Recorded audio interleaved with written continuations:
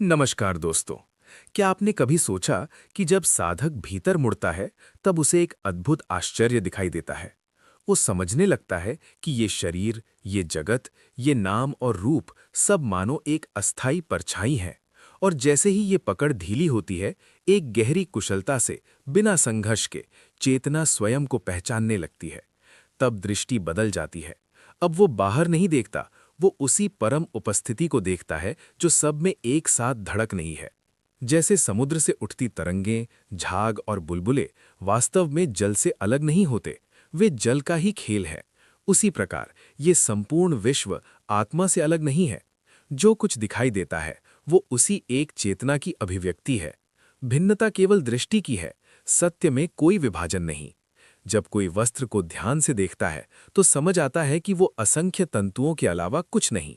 नाम बदल गया, आकार बदल गया, पर सार तो तंतु ही है।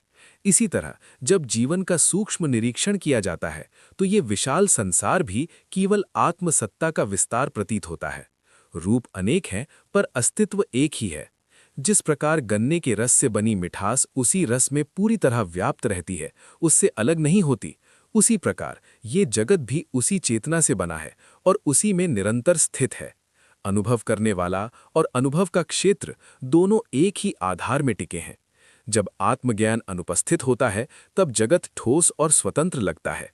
पर जैसे अंधेरे में रस्सी को सांप समझ लेने का भ्रम ज्ञान आते ही मिट जाता है, वैसे ही सत्य का बोध होते ही संसार की कठोरता ढहने लगती है।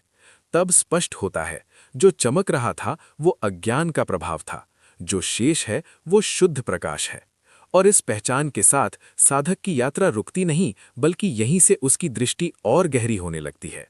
अब वह देखता है कि जिसे वह मैं कहता था वह भी एक परत मात्र थी, विचारों का एक गुच्छा, स्मृतियों का एक संग्रह। पर जो इन सब को देख रहा है वह न बदलता है, न जन्म लेता है, न मिटता है। वही साक्षी, वही निश्चल आधार, हर अनुभव के पीछे शांत खड़ा है। जब ध्यान और सूक्ष्म होता है तब यह स्पष्ट होने लगता है कि संसार वस्तुतः मन की तरंगों से अधिक कुछ नहीं। मन शांत हो तो जगत भी शांत प्रतीत होता है। मन व्याकुल हो तो वही जगत अशांत लगने लगता है। तब साधक समझता है, बंधन बाहर नहीं, दृष्टि में है। मुक्ति भी कहीं बाहर नहीं, उसी दृष्टि की शुद्धि में छिपी है। वह देखता है कि जैसे आकाश बादलों से ढक जाने पर भी स्वयं नहीं बदलता, वैसे ही आत्मा अनुभवों से ढक सकती है पर छूती कभी नहीं। सुख आया गया, दुख आया गया, विचार उठे विलीन हुए, पर जो इन सब का साक्षी है वह अपरिवर्तित रहा। यहीं एक गहरी विश्रांति जन्म लेती है। अब साधक को संसार से भागने की आवश्यकता नहीं लगती, क्योंकि जिसे वह छोड़ना चाहता था वह वास्तव में कभी पकड़ा ही नहीं गया था। पकड़ केवल कल्पना की थी।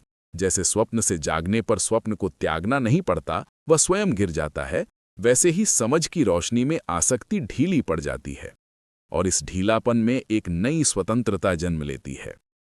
कर्म चलते रहते हैं, शरीर चलता रहता है, जीवन अपनी धारा में बहता रहता है, पर भीतर एक निष्प्रह आकाश खुल जाता है। अब साधक जानता है वह धारा नहीं, वह साक्षी है। लेकिन यह पहचान अभी अंतिम नहीं। जैसे जैसे यह बोध स्थिर होता है, एक और सूक्ष्म पर्दा हटने लगता है। अब साधक उस सूक्ष्म पर्दे को भी देखना शुरू करता है जिसे पहले वो स्वयं समझ बैठा था। ये पर्दा है पहचान का। मैं जान गया, मैं पहुंच गया, ये अंतिम भ्रम। और जैसे ही ये भी दिखाई देता है, एक गहरी विनम्रता जन्म लेती है। तब बोध ये होता है कि आत्मा को कोई पा नहीं सकता, क्योंकि पाने वाला भी वही है। खोजने वाला और खोज का लक्ष्य दोनों एक ही मौन में विलीन हो जाते हैं। यहाँ पहुंचकर साधक की चेष्टा शांत होने लगती है, प्रयास ढीला पड़ता है और उसी ढीलापन में सत्य स्वयं प्रकट होता है। अब अनुभव शब्दों से परे होने लगता है। न उसे पकड़ने की इच्छा बचती है, न समझाने की। जैसे कोई व्यक्ति आकाश को मुट्ठी में नहीं बांध सकता, वैसे ही चेतना को विचारों में नहीं समेटा जा सकता। वो केवल जानी जा सकती है, जीकर, होकर। इस अवस्था में जीवन साधारण दिखता है, पर भीतर एक असाधारण शांति बहती रहती है। चलना वही, बोलना वही, कर्म वही, पर केंद्र बदल गया है।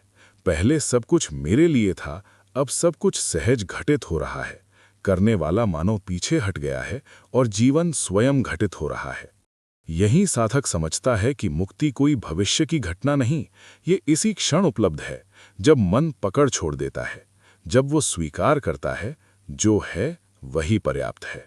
इसी स्वीकार में द्वार खुलता है, और जैसे जैसे ये स्वीकार गहराता है, चेतना अपनी ही अनंतता को पहचानने लगती है। और इस पहचान में एक अद्भुत सरलता प्रकट होती है।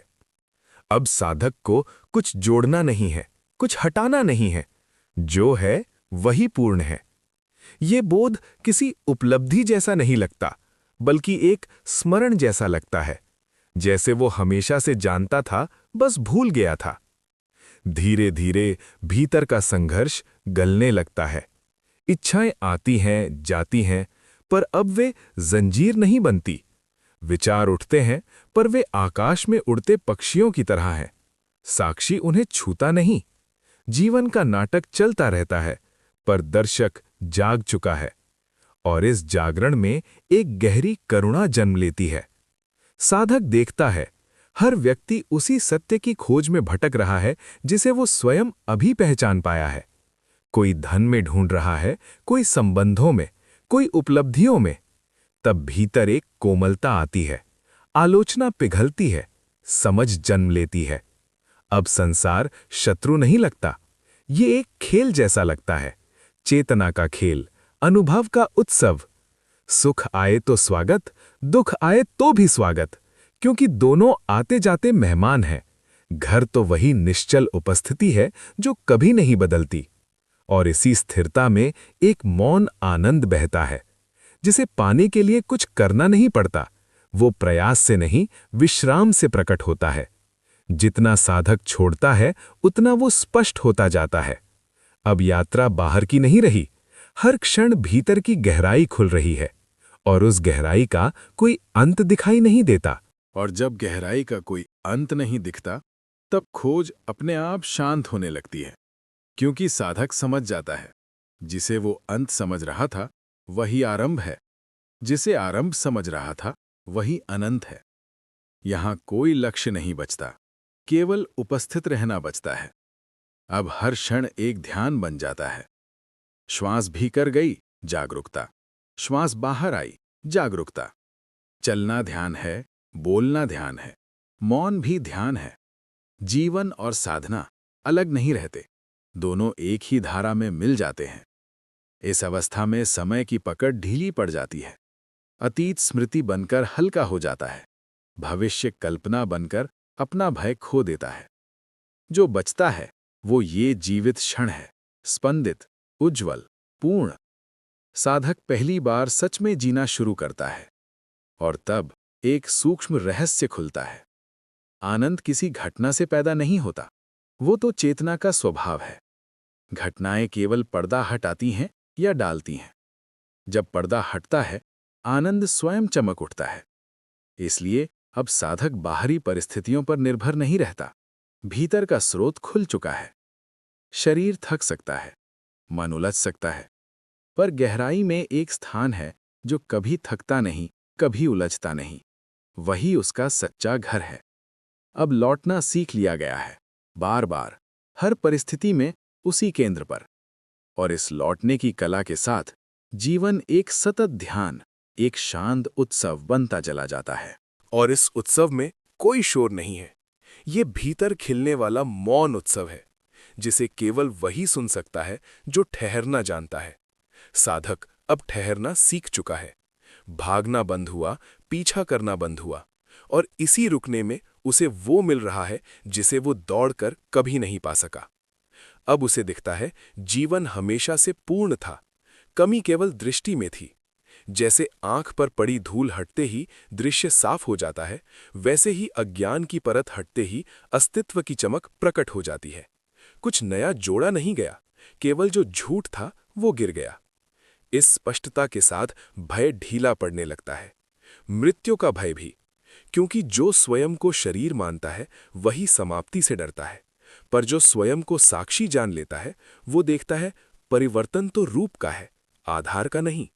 तरंग उठी, गिरी, पर जल वही है। शरीर आया जाएगा, पर चेतना अछूती है। ये समझ कोई विचार नहीं रहती, अनुभव बन जाती है, और अनुभव के बाद तर्क की आवश्यकता नहीं रहती। अब साधक जीवन से लड़ता नहीं, वो उसके साथ बहता है। विरोध पिघलता है, समर्पण जन्म लेता है, और ये समर्पण हार नहीं है, ये सबसे बड़ी स्वतंत्रता है, क्योंकि अब वो उस बुद्धि पर भरोसा करने लगा है जो संपूर्ण अस्तित्व को चला रही है। धीरे धीरे ये भरोसा प्रेम में बदलता है, बिना कारण का प्रेम, जो किसी व्यक्ति तक सीमित नहीं बल्कि अस्तित्व की हर धड़कन तक फैला है। और इस प्रेम में साधक और संसार के बीच की अंतिम दूरी भी घुलने लगती है। और जब ये दूरी भी घुल जाती है, तब एक अद्वैत अनुभव शेष रह जाता है। न साधक अलग, न संसार अलग, देखने वाला और दृश्य एक ही प्रकाश में विलीन। यहाँ शब्द रुक जाते हैं, पर जागरूकता बनी रहती है। यही वो बिंदु है जहां अष्टावक्र गीता का हृदय धड़कता है। सीधी पहचान, बिना आडंबर, बिना मार्ग की जटिलता। अब कुछ पाने की यात्रा समाप्त नहीं होती, बल्कि स्पष्ट हो जाता है कि कभी यात्रा थी ही नहीं। जिस सत्य की खोज थी, वही सुन रहा था, वही पढ़ रहा था, वही अनुभव कर रहा था। ये जानना अंत नहीं, एक सहज जीने की शुरुआत है। जीवन चलता रहेगा, दिन आएंगे, रातें जाएंगी, पर भीतर जो जागा है वो अब सोएगा नहीं। यहीं से साधक जीवन को त्याग कर नहीं, बल्कि उसे पूरी जागरूकता से जीकर सत्य को व्यक्त करता है। हर संबंध में, हर कर्म में, हर श्वास में वही मौन चमकता है। यही सच्ची स्वतंत्रता है, जीवन के बीच में रहते हुए भी उससे बंधे बिना जीना। और इस पहचान के साथ कहने को कुछ शेष नहीं रहता, सिर्फ होना शेष रहता है। अब अष्टावक्र के तीसरे अध्याय में कल इसी समय फिर मिलेंगे। तब तक साक्षी भाव में स्थिर रहिए और स्मरण रखिए, सत्य आपके भीतर ही प्रतीक्षा कर रहा है। जय श्री कृष्ण।